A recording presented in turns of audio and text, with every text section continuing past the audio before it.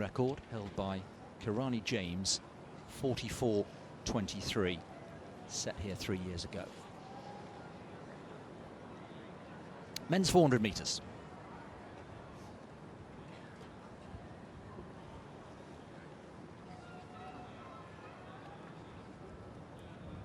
Set. Interesting to see how Matthew Hudson-Smith goes out second from left of picture there in the white vest with his shoes on this track that's so familiar to him, but he'll expect a charge on the inside from Akeem Bloomfield, this tall young Jamaican. But Hudson-Smith's gone out hard here in the first 200, already up on the shoulder of Michael Cherry. Now then, can he produce a measured performance here, Matthew Hudson-Smith? No doubting his talent at all, but so often in the past he's got the pacing wrong. Has he got it right here today? But he's having a storming opening 300 metres, but Bloomfield coming back at him here. Bloomfield going well, also going well is Norwood. Bloomfield coming through that natural upright style, almost reminiscent of Stephen Garner. Let's keep an eye on the clock, but Bloomfield's coming through here. 45.05, nothing particularly special in the end. A much more measured race there from Akeem Bloomfield. Not quite as quick as he was in London a few weeks ago, but further evidence of the burgeoning reputation of this young man. He really is a talent. He's a joy to watch. 21 years old, rounded down, 45.04. Igbokwe from the inside coming through, 45.53. And Hudson-Smith, who started so strongly, has come through to take third place, 45.55. He'll be pretty pleased with that.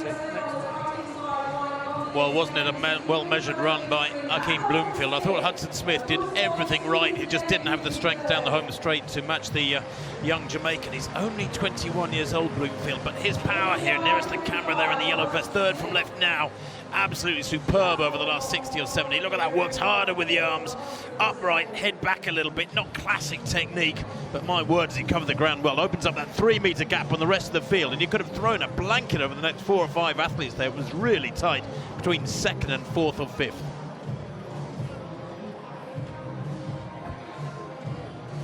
Well, excellent second place there from the inside lane, just out of picture now from Igbokwe, the American.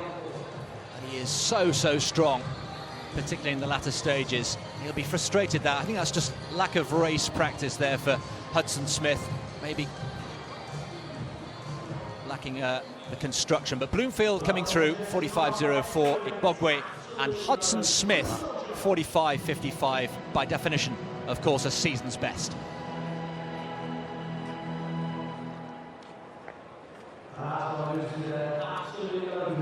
Three or 4 weeks back, the stadium record 48.20 by Di Green back in 2011.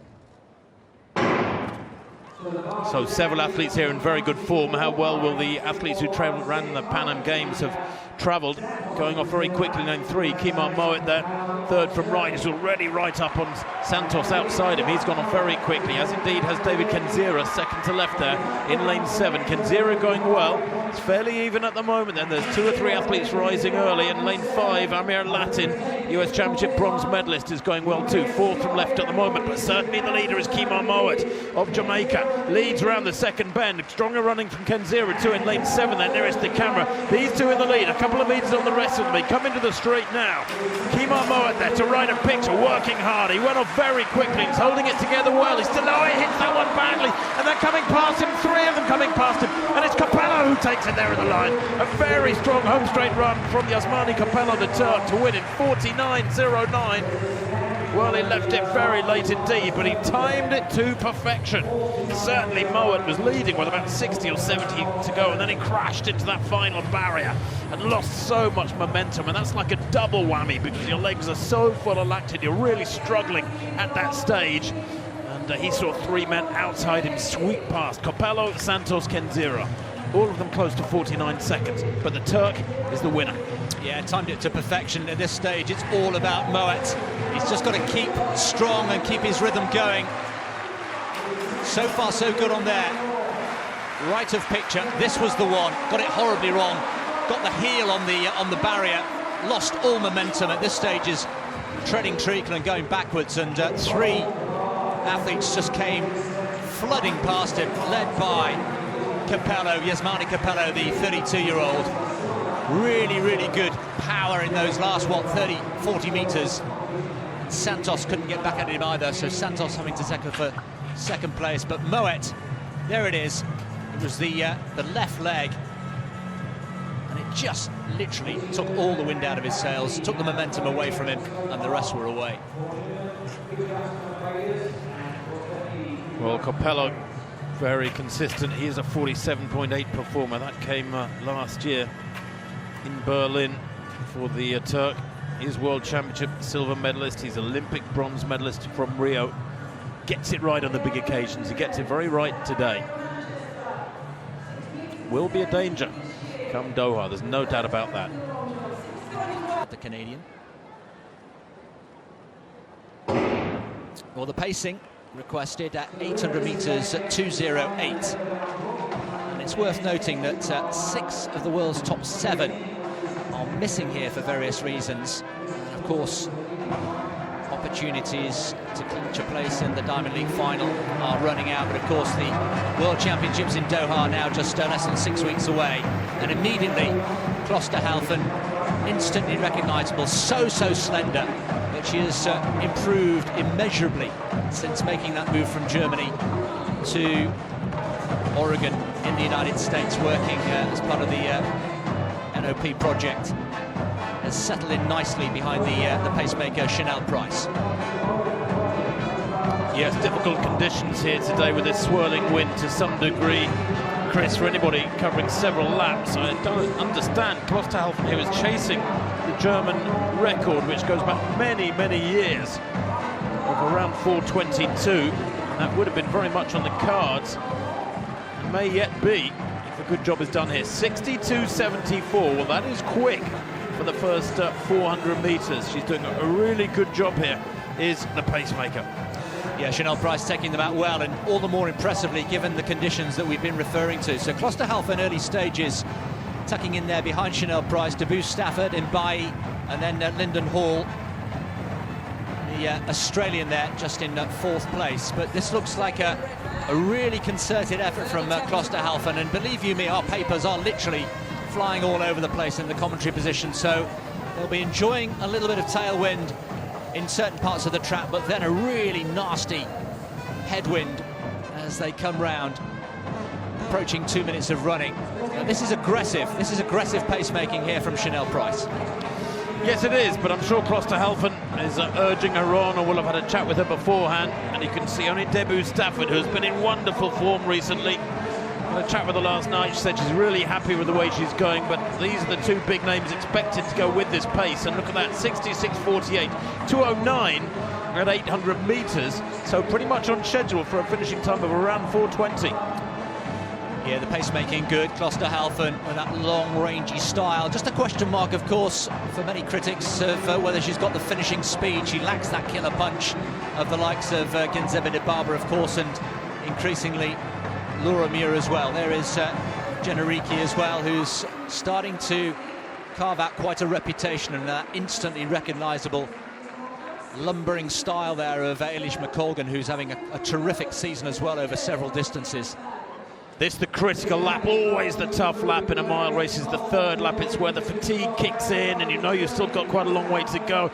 You have to get your head down and run hard. But Klosterhalfen, the way she runs her races, the nature of her running, it really does lend itself to running hard on this 3rd lap. And Debus Stafford doing a wonderful job, Chris, of hanging onto her coattails. But they're pulling well clear of the rest of them now as they come towards the bell. Well, Klosterhalfen in one then from Germany, now based in the United States, tracked by Debus Stafford, then a gap of what, about 10 metres to Eilish McColgan, and then it's Jessica Hull from Australia in pursuit. Jenna Ricci just behind her, but these 2 well clear. Klosterhalfen hasn't shaken off Debus Stafford just yet. It's Germany 1, Canada 2. Debus Stafford growing in stature all the time, growing in confidence, down the back straight for the last time with 250 metres to go. Klosterhalfen, just a little look up at the big screen. She's still got Debus Stafford for company here. The gap not getting any bigger, but not getting any smaller from the chasing pack, led still by Eilish McColgan. McColgan now just being taken over, but these 2 well clear as they come into the home straight. Klosterhalfen, we talked about the lack of finishing kick. What has she got left? Has Debus Stafford got another gear into the home straight? Klosterhalfen then, the diminutive figure from Germany. Let's keep an eye on the clock. That German record of 4:22, the meeting record 4:24, held by Sonia O'Sullivan, and she's stretching away. Away goes Klosterhalfen. She gets it, 4:21.12. It's a meeting record. It is a German national record for Konstanze Klosterhalfen. Further evidence of the improvement that she's making over there in Oregon. What a move that's been. Terrific for her, terrific for Germany. And in the end, she did have the answer. Debbie Stafford pushed her hard, but Konstanze Klosterhalfen, 4:21.11, a meeting record for the German. Well, do you know, that is fabulous running in what are very, very difficult gusting conditions. I thought Chanel Price did a great job as pacemaker, taking them out at a good, healthy tempo early on, around 62.7. So Klosterhalfen would have around 63 at 400, and then 67 on the next lap, and then a 65. McColgan there finishing with a personal best in third place. Good running from her. Debu Stafford, of course, virtually had a pacemaker for every step of the way. Behind that meeting record of Klosterhalfen, the Canadian has produced another fabulous run. But Klosterhalfen, all credit to her, that time has got to be worth several seconds better in kinder conditions. She's struggling here down the home straight, but she's built up enough of a gap and a cushion over Debu Stafford and the rest of that field. Look at her straining here at the leash to get away to the finish line. She knows the clock is ticking away. She's probably got one eye on it. Brilliant run for the German. It was indeed. She's really starting to look the part here. And it sends a bit of a warning signal, doesn't it, to the likes of Laura Muir and Debaba Hassan for those World Championships in Doha in 5 or 6 weeks' time. Klosterhalfen has taken 3 seconds off the meeting record. There it is, 4:21.11, a German national record as well. Debu Stafford in second, and McColgan, a lifetime best, yet another personal best for Eilish McColgan.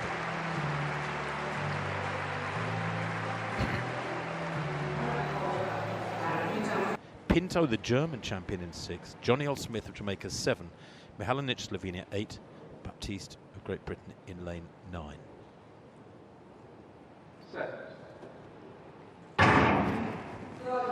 Really good start there from Desiree Bryant in lane 4. Tiny figure, the shortest in the field, but look at the way she goes here. Very strong indeed. The American 200 champion, they're coming back there. Are they going to get there? Yes, they are. Really strong running there from Johnny L. Smith of Jamaica. Well, in fact, it might have been Pinto who took it. It was Pinto, goodness me. Second half from Pinto was spectacular. I thought it was Joni L. Smith. I'm sure that Desiree Bryant had it wrapped up her halfway. She comes out of the blocks like a bullet. But Pinto there, 11.15 for the German. That is one of the biggest wins of her career. Portuguese father and her mum from Angola. Born in Munster, Germany, and that's a comfortable win. Goodness me, really impressive there from Tatiana Pinto. Time confirmed at 11.15. Well, terrific, but yeah, you're absolutely right. Bryant there, look at the leg speed, the turnover, the cadence is so impressive. But then Pinto, just coming into view now, the taller, slightly leggier, but brilliantly upright, just eating up the ground. Fewer steps, of course, but longer steps, and that was crucial. And she had, in the end, a little bit to spare. Look at that winning margin. Terrific. 11.15. Bryant in second at 11.21. But Bryant there, pick-up excellent. Then she comes through into the drive phase. And then nice and relaxed in the shoulders. And then Pinto, so tall, so upright, coming through nicely. And she timed her momentum and her run to perfection in the end, Pinto, from lane 6. Well, she's taken the big scalps too there. The American champions over 100 and 200 metres. She's taken the 4th placer in the Jamaican championships. What a high caliber championships that was back in late June in Kingston, Jamaica. So the Germans, well, they might have found a bit of a diamond here. Tatiana Pinto, she is 27 years old, but that is not far off her season's best. And surely in this sort of form, beating Bryant and Daniels, she can break 11 seconds. So 7.5 laps of the track. The jumps and the water jump as well, of course, to negotiate. In bright sunshine. The meeting record. 2030, Chimos, also from Kenya. 9:17:43, that meeting record. So safely away, and again a big field here, and Beatrice Chepkoech must start as red-hot favourite. It's a question of who can stop her, and will we see another sub-9-minute performance? It would be difficult in these conditions, but we're seeing some excellent performances. They're asked for 2:57 for the first kilometre, which is, 72-second lapping. So Caroline Twigon, the pacemaker, with the duties and the responsibility there, and already Chepkoech sticking to her like a limpet there in the black and white vest. Well, Chris, when they ask for sub-3 minutes first kilometre, it can mean several things. It can mean that there are definitely athletes out there who want to attack the 9-minute barrier, who want to make it fast and maybe clear out and stop it being a tactical race. Or it can just mean they're bluffing, and actually after a first kilometre of around 3 minutes they will ease back on the throttle. We'll have to wait and see, but certainly Beatrice Chepkoech, with that astonishing world record you alluded to of 8:44, can, you'd think, run 8:54, 10 seconds off her best at a fairly relaxed tempo. Certainly under 9 minutes is so much more feasible for her. Yeah, she made it look so easy. That wonderful humid night in Monaco, last year, wasn't it? I think Tim and I were both there for that one. That was very special indeed, and she dragged round, remember, about half the field with her, and there were so many personal bests that evening. It was a terrific run. So Chepkoech, who's getting under 9 minutes with frightening regularity here, and already she's got about 3 or 4 metres on Chiruto there in second place. The pacemaker coming up to 2 minutes of running. Chepkoech, Chiruto there, Kieng as well. Haven't mentioned Chespol either, the youngster, 20 years old still.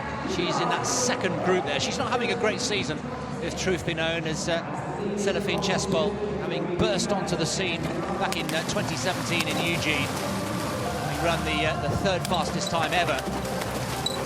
So still a long way to go in this women's 3,000 metre steeplechase.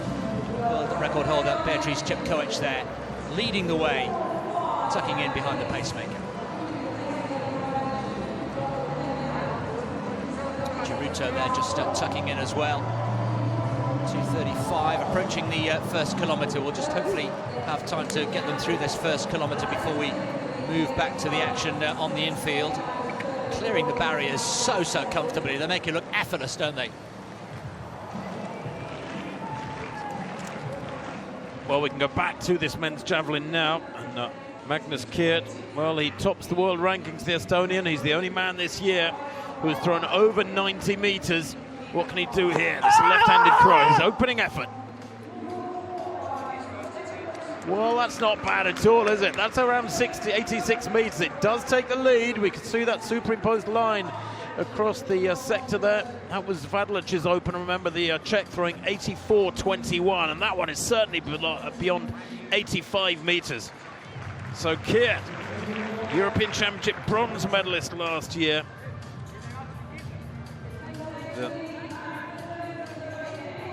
A man who is eking out his system. 85.29 for Kiert. That's a brilliant opener. Takes the lead. Here is Vadlic, second round effort from Vadlic. This just a few minutes ago.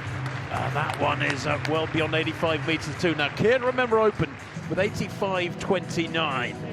And that is a wonderful riposte from Vadlic, the Czech. Well, 85.29 is what he's chasing, and he has gone further. Vadlic, 85.78. He takes the lead by almost half a metre, and the fight is on. He's a big fella, is Vadlic, 1 metre 90, 93 kilograms. There's his mark, 85.78. It's really tight at the top. Well, Chepkoech has taken control of this women's 3,000 metre steeplechase already. Not even halfway through the race yet, and I can tell you that Chepkoech went through that first kilometre in 2:58, so almost bang on schedule. They'd asked for 2:57, 2:58 for the first kilometre. They got that. The rest now are in pursuit. There you can see Chepkoech, who's away. Kieng was in pursuit as well. There she is. 7 places still up for grabs for the Diamond League final at the end of the season. Chepkoech has already qualified, so has Kieng, Geruto and Chespol, so they don't really have to prove anything here today. Just bragging rights, of course, at stake, but 3 laps to go. Kieng with Geruto, Yavi is in there as well, Chespol is just a little bit further back, but that gap now is what, about 15-20 metres, and it's growing all the time, and that's just a measure, Tim, of how far ahead in this event Chepkoech has become. No, exactly right, and of course Krause, we know in wonderful form, and yet look how she is unable to go with this tempo from Chepkoech. She's operating at a different level to the rest of the world at the moment. She's a lovely looking runner too, and let's not forget that her flat form is fabulous. She's so strong over 3,000 and 5,000 metres on the flat, and when you bring that wonderful ability to the barriers, remember 99% of this event is about running the ground in between the barriers, so technique at the water jump and at each barrier, she stutters for that one, is not critical. 2 feet in the water there, that's an unusual one from Chepkoech, but she has got plenty of room to spare behind her. Well, there's the chasing pack, Kieng and Geruto, Chespol and Yavi, the quartet there, but they are a long, long way back, and further back still you've got the likes of Müller from Denmark and Grøvdal, the Norwegian, Krause, Tim just mentioned as well, who's been made to look very, very ordinary indeed. Fully, what, 50 metres behind. Yeah, just under 6 minutes for the 2 kilometres, so bang on schedule really in terms of 3-minute clicks. So the 9 minutes, 3 kilometres is still very much on the cards. It is indeed, Chris, yes, considering she's having to lay down the tempo herself here. And that gap back to the pack is what, about 25 metres. It's not monstrous, so they are moving well. If she can just put together a strong last lap and a half here, Beatrice Chepkoech could well go under 9 minutes, but will she win, and will she win by much here, because they are working hard to close up on her, that little pack of Kenyan-born athletes. Yeah, the quartet working really hard and very sensibly working together as a group, but at the moment they're struggling to make any inroads. Also worth reminding ourselves that Beatrice Chepkoech, for all her prowess, for all her ability, has never really landed. Oh, well, we've had a faller there. Was that Kieng? I think Kieng took a tumble in the water jump there. She's now at the back of that quartet. She's going to have to just take a little bit of time to readjust and get back on level terms with that group of 3 who are still chasing Chepkoech. The point I was going to make is Chepkoech has never landed a global title. 4th in the Olympics, 4th in the Worlds, surely in 2019 as the bell is taken by Chepkoech. She has to be red-hot favourite for the title in Doha in 5 weeks' time. Well, she was about 7:49 at the bell, so she needs a last lap of about 70 seconds to get under 9 minutes here. Does Chepkoech? They're not making any inroads. Indeed, if anything, she might have even opened up another metre or 2 over this last 300 metres or so, but she looks so relaxed, doesn't she? She knows she's got that big gap. She can see on the bid screen at the end of the stadium this same picture that you're seeing, so she will be able to keep informed of how she's going. She's got a lovely hurdling technique, much superior, vastly superior to most Kenyan steeplechasers, but it's how she takes this final barrier and the run-in from this final barrier is what will decide if she gets under 9 minutes. It's going to be close. 25 seconds to go. She's into the final 100 metres or so. The final water jump is negotiated successfully. There's the chasing pack. Kieng has got herself back into contention. Now the gap seems to be closing a little bit. Chepkoech has just got to keep steady here. One more barrier to go. Just steadies herself but loses a lot of speed. Now she's got to go. I think she's spent, but has she got enough here in reserve? The 9-minute barrier has gone. That's come and gone, but well, Chepkoech had enough in reserve there. Brilliant finishing there by Chespol as well. Well, it's a meeting record, 9:05.55. The previous mark, a rather soft 9:17 we mentioned from Milka Chimos from back in 2013. That has gone. It's another victory for Chepkoech, not quite a sub-9 performance. She had enough in reserve. 9:05.55. Kieng was in that quartet chasing, but further proof that Chepkoech is a class apart. It was Chespol, the 20-year-old, who came back to finish strongly. The winning margin in the end, not that much. Kieng, had she not fallen, maybe could have come through for second place, but Chepkoech, another victory for her. But Chris, it's so relaxed. Look at that, no strain whatsoever on those features. It's the most relaxed looking 9.05 I've ever seen. And when you look at the all-time list, you can count less than 10 women who have run as fast as that in the history of this discipline. A little glance over her shoulder there, she knows she's got the win. She knew she wasn't under any real threat, even though that winning margin, as you said rightly, was not massive. But the manner of the win, how comfortable she looked coming down the home straight there, shows she has many seconds in hand. And of course, her world record is over 20 seconds quicker than that, so we know she had many seconds in hand. There's the fall from Kieng.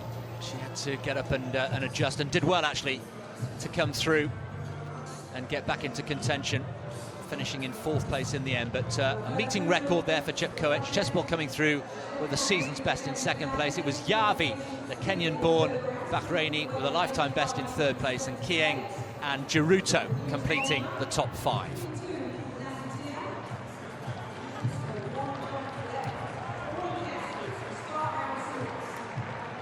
Very quick. Look out too for Craig Engels here. The American is their champion from 3 weeks back in Des Moines. He's got the World Championship qualifying time. Engels, and straight away they're quite a bit of pushing and shoving as they break away. They should really have started perhaps in 2 groups in this 1500.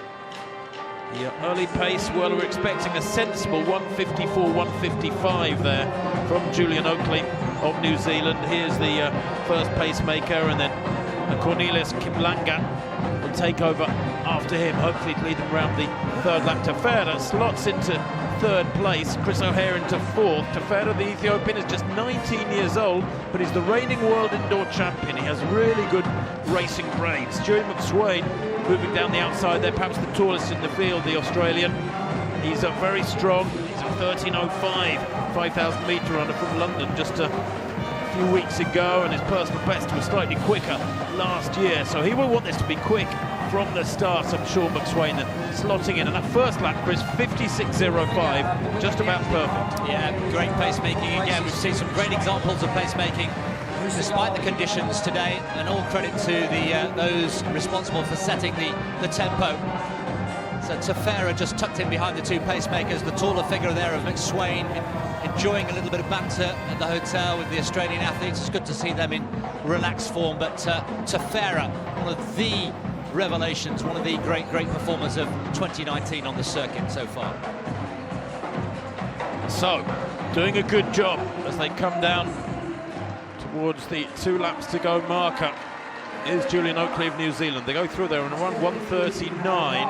Kiplangat in 2nd place, and then Tefera goes through with McSwain behind him, and Musigala is up there as well, and so is Cornelius Tuwai. He's a 3:35 performer this year. They go through 800 metres in 1:53.52, and that's a 57-second lap, so that one just about perfect as well. Good pacemaking so far now as Kiplangat takes over down the back straight. Well, it's lively, isn't it? Really is, just inside the desired pacemaking. Tefera still stalking the 2nd pacemaker. Kiplangat, McSwain ominously in 3rd position, looking really nice and comfortable there. Sagala as well, taking closer order. Engels handily placed as well. Well, Engels is a big kicker, man with the mullet there. You can see in the grey vest, back in about 5th place at the moment. Tefera brings them through to the bell this time. Kiplangat eases off there as Tefera is now the leader, ahead of McSwain, Musigala, then Engels in 3rd and 4th. It's been pretty quick. Has this 3rd lap been quick enough to keep it healthy at 1,200 metres? Remember, it was 1:53 at 800. That 3rd lap, well, it's outside 60. It's a slow one, getting ready for the big kick. But 2:53 at 1,200 metres is still a pretty healthy tempo as they begin to queue up now. Everybody reluctant to be the first to kick hard as Tefera leads. 200 metres to run from the Ethiopian. McSwain on his shoulder. Has he got the speed? Musigala in the slipstream of Tefera there on the inside. Gomez having a good run, the Spaniard. Jesus Gomez back in 5th place as Engels now comes around the outside, looking to kick off the final bend there into the straight. But Tefera has still got the lead. He's run perfectly so far. He leaves daylight on the inside for Musigala. That's a mistake. Engels isn't going to get there, is he? No. Musigala found the door open and he wins ahead of McSwain there with Engels in 3rd place. 3:35.13, only a 56.7 final lap, I thought it might be quicker, but nobody really kicked hard from the bell. They didn't get motoring until about 200 metres out.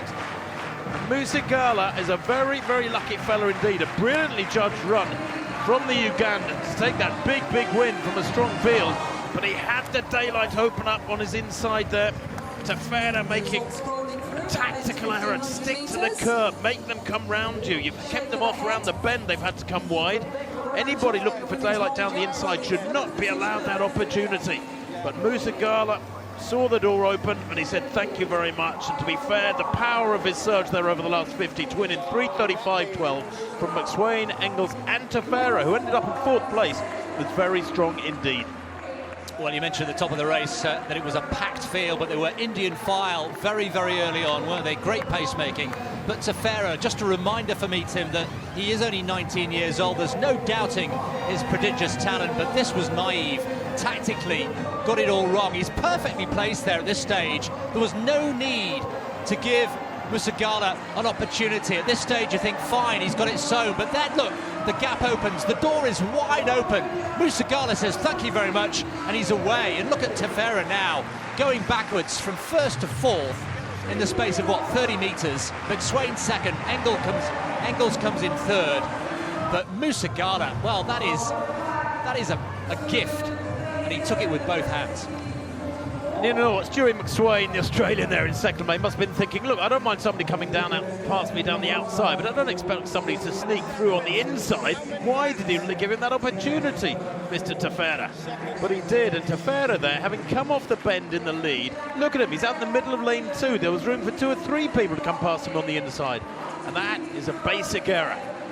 Musigala, the beneficiary, but a nice race. First 5 there. First 4 men covered by around half a second. Musigala, McSwain, Engels and Tefera in that men's 1,500 metres. Big personal best there for Jesus Gomez of Spain in 6th place.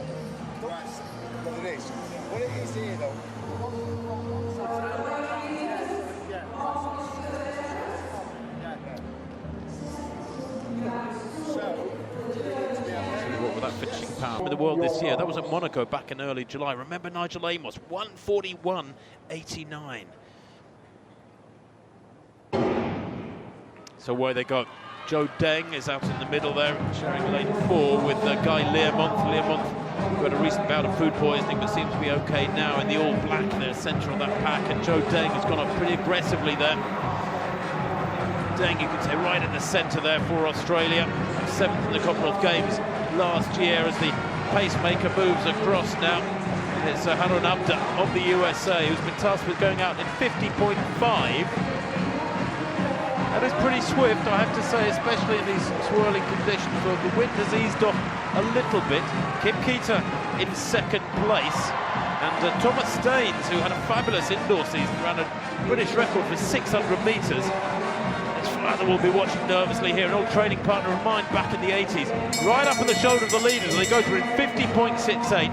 Great pacemaking, but the pack quite a way back from that mark.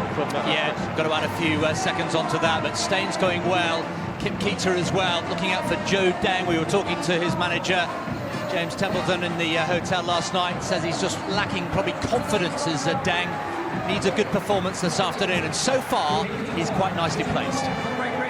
Well, Webb, an aggressive move there as they go into the final bend. Good tactics that as Kim Keita fights him off there for the inside line. Kim Keita leading around the bend with those flailing arms. Webb in 2nd. Staines trying to go with this.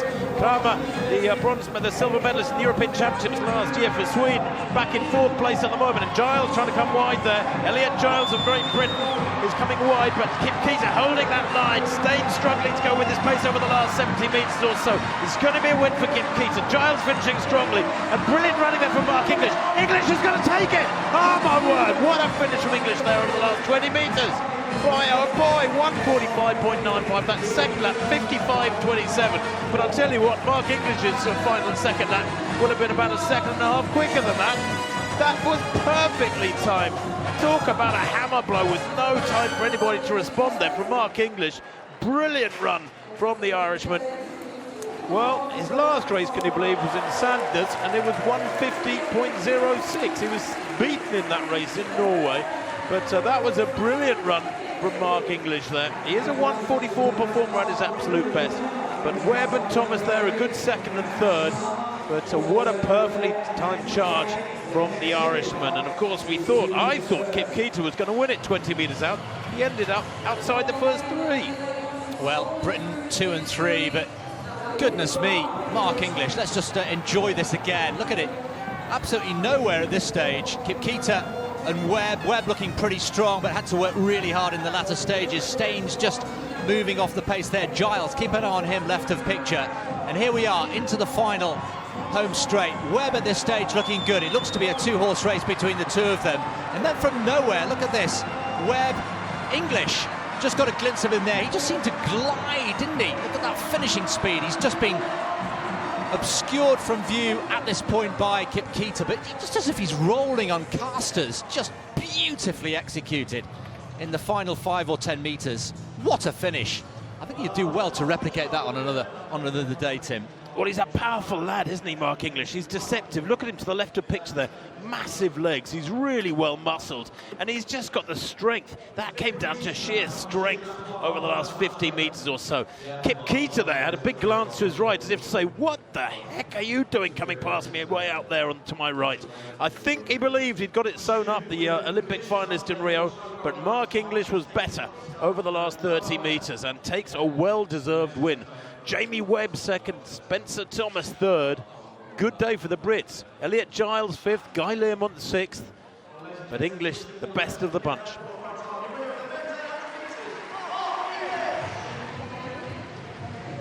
Well, men's jav. Roll along here. So we saw the heats earlier on today, the women's 100 hurdles, Chris. Yeah, first of 2 heats, and well, a real shock because Kenny Harrison in the light blue vest there really hammered the third hurdle, and she was playing catch-up, centre of picture there. You can see Nia Ali was well away. This was the first of 2 heats. It was only the first 3 who would go through automatically, and Kenny Harrison there, the world record holder, remember, 12:20 from London, was made to sweat. Well, in the second heat, Danielle Williams of Jamaica in lane 6 was the strongest.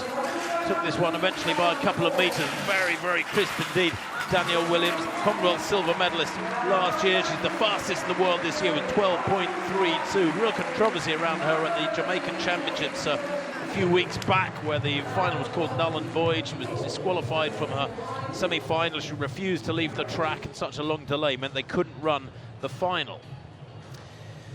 So that was earlier today, and so we now have our finalists, and I can tell you that Kenny Harrison did qualify as a non-automatic qualifier, if you like, and there she is, right of picture. She's got a lane draw which reflects that, because she's been drawn in lane 2. Not the easiest, but of course she does have the talent. So here we are, the lineup, athletes out on the track for the final. Very, very challenging. McNeil there in lane 9. Meeting record 12:46, held by Kenny Harrison, the world record holder, who's in lane 2. Women's 100 metres hurdles final. Well, the starter not quite happy, maybe just the wind picking up at the wrong time there. No suggestion of a false start or even a faulty start. Don't think we'll see any cards. But it's a difficult win, Tim. Yes, it is indeed. And of course, the hurdlers don't like too strong a tailwind. It blows them into the barriers, and they get too close to the barriers. So, indeed, some of the taller men, like women, like a bit of a headwind. So, a reminder again from lane 2 out to lane 9. Harrison in 2, McReynolds 3, Amuzan in 4, Williams Jamaica in 5, Chadwick USA 6, Nia Ali USA 7, Brown Jamaica 8, McNeil, the Olympic champion, there she is in lane 9, just waiting for a little window of weather.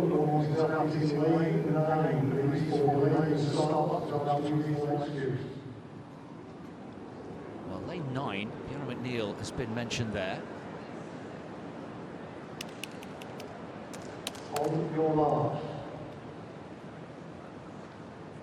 She is still there, we still have a full complement. So this is not helping these athletes at all. Concentration. Mentally have to be absolutely on it. I think he said a warning to McNeil there in lane 9 for delaying the start without a reasonable excuse, were the starter's words. Well, that's a rare one, isn't it? think she appreciated that, but she's still there, but she's been warned. Women's 100 metres final.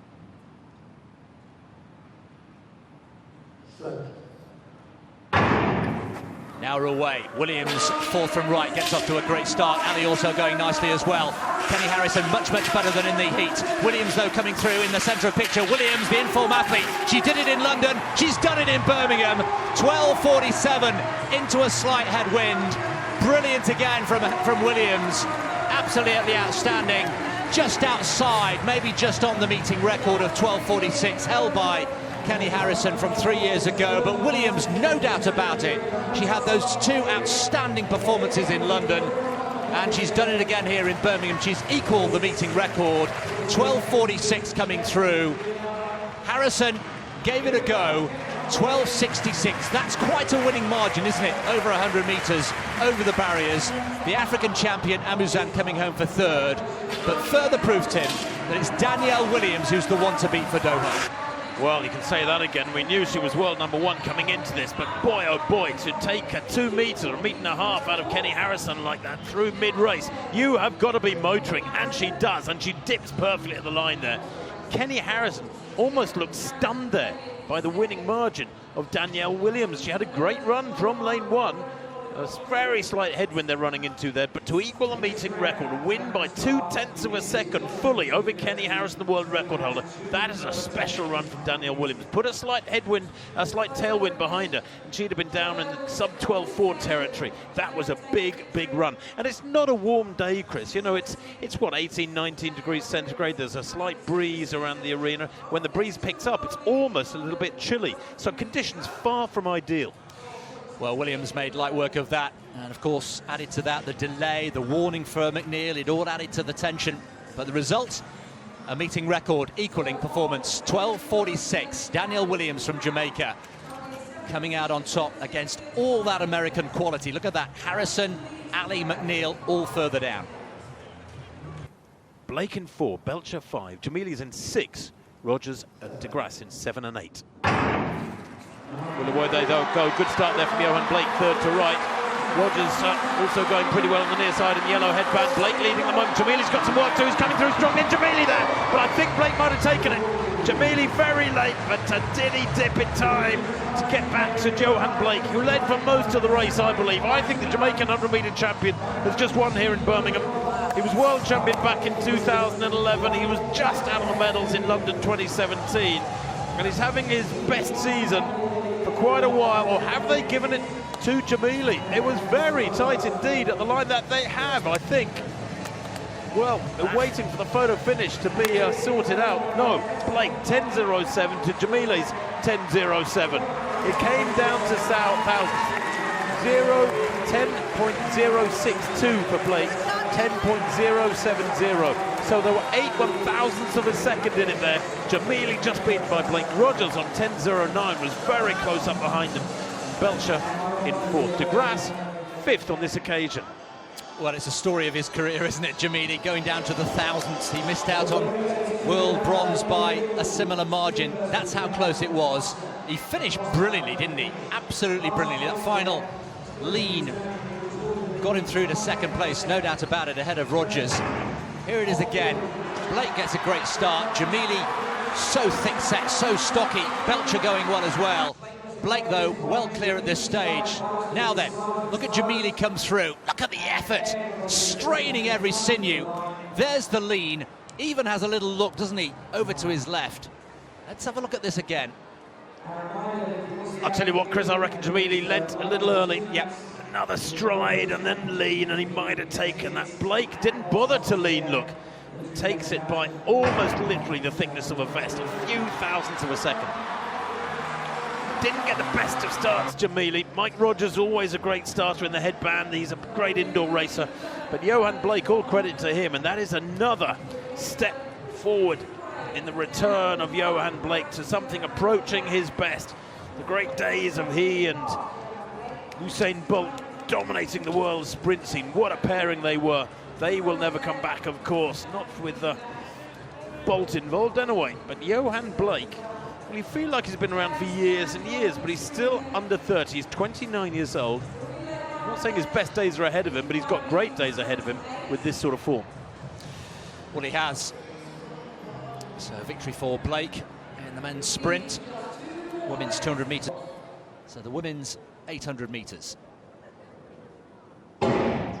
Pacemaking duties, Anita Limisz from Poland has been asked to go through 400 in 57 dead, so it's pretty lively. I mean, a really exciting men's 800 metres, and RJ Wilson there, left of picture, likes to front run, really put her foot on the gas in Des Moines at the National Championships back in at the end of July, and the pacemaker there, Anita Limisz, just coming through. And RJ Wilson tucking in with Gould in second, if you ignore the pacemaker, and Lindsay Sharp there, the instantly recognisable tall figure with the blonde hair, in third place. Well, Sharp looking very relaxed indeed. She's been rounding into great form a couple of times under 159 already this summer. RJ Wilson, though, controlling things here, calling the shots behind the pacemaker. There's about a 4 metre gap behind the pacemaker. He goes through them 57.13. So a reasonable pacemaker. But RJ Wilson is a very, very astute tactician. He's a very quiet individual, Chris. But my word, she's controlling this one and they're letting her out Pied Piper here. Well, Gould, I would suggest, will be her biggest threat. Lamott, of course, as well. We shouldn't discount her. She hasn't raced very much this year. Bell is also still very much in there. But there's a quiet confidence about Lindsay Sharp these days, just going about her business. She loves this track as well. Gould now starting to take closer order. And RJ Wilson, who looks so smooth, you're absolutely right, very unassuming, a very quiet character off the track, but likes to do all their talking by racing on the track. And it's Wilson leading the way. Gould in second place, just straining. Look at the difference in temperament there between the two. The effort etched on the face of Gould there. Sharp will fancy her chances here. Gould has gone. RJ Wilson silky smooth down the back straight. Lamott is coming through as well, coming into some threat. But RJ Wilson, metronomically good as well. It's another win for the American, just outside 2 minutes. Lindsay Sharp as well, into second place. Lamott comes home for third. Well, further evidence for me, Tim, that RJ Wilson is the one to beat, in the absence, of course, of Caster Semenya in Doha. I really like watching her. She is a consummate professional, doesn't give much away, but it's another brilliant performance from the American. Just outside 2 minutes, Wilson wins again, and Lindsay Sharp in second place. Yes, she really controlled that one and played it to her tune, and they danced to it as well. But without the medalists from Rio, Semenya, Niyonsaba, Wambui, the so-called DSD athletes from the 800 metres scene this season, RJ Wilson is tremendously dominant, and she's won here today so comfortably, well outside 2 minutes, and yet nobody got close to her. You'd think this was a slow tactical face, effectively, with that slow second lap. But look, she wins by a couple of metres. Good, strong run that from Lindsay Sharp, and a fine third place though as well from the training partner of RJ Wilson. But Raven Rogers, that was, in third place. But a strange race, Chris, and I can only think that maybe out there on the back straight, and we're sat here comfortably under the stands over the finish line, the wind is really challenging for these athletes. I'm sure that played a big part. Yeah, and probably just cost them the wrong side of 2 minutes, if you like. They really have been very testing conditions. I think you're right. A headwind down the back straight, into the teeth of the wind. Alex Bell coming through again. It's been another good performance from her, backing up what she produced in London. Not quite as impressive today, but I think, again, the conditions had a part. But RJ Wilson looking so relaxed in their confirmation of that win. It was comfortable in the end. Sharp in second place. Rogers coming through just to pip Lamott into third, and the Frenchwoman have to settle for fourth place. Shelley-Ann Fraser-Pryce from London 2012. And remember, she retained her title from Beijing 2008. Fraser-Pryce goes in 4. Dina Asher-Smith in 5. Miller Weibo, the Rio 400 metres champion, goes in 6. Skippers, the reigning world champion at 200, goes in 7. This is an important race for Skippers here. Will she take the step forward, maintain that momentum in her season? The Dutch in 7. And Okagbare, watch her, in lane 8. Asher-Smith goes in 5. Set. Good start there from Fraser Price. Asher Smith is up on Miller Weber, but Miller Weber has got those long legs which will unwind in the second half. Asher Smith's got a slight lead coming into the straight, but it's very tight indeed. Fraser Price has got some running to do yet as well. Bryant on the inside is going well in two, but it's Fraser Price who leads at the moment, but here comes Miller Weber. She's going to win yet again. She maintains her unbeaten form, takes it there by about a metre from Asher Smith. The Bahamian is quite supreme. She picks and chooses her races so well. She hasn't raced for 3 weeks, Shawnee Miller-Weber. She's gone home, she's trained hard, she's focused, and she's got it right here for this one again. And as I said earlier, in her various races this year outdoors at 150, 200, 300, 400, she really has mixed it up.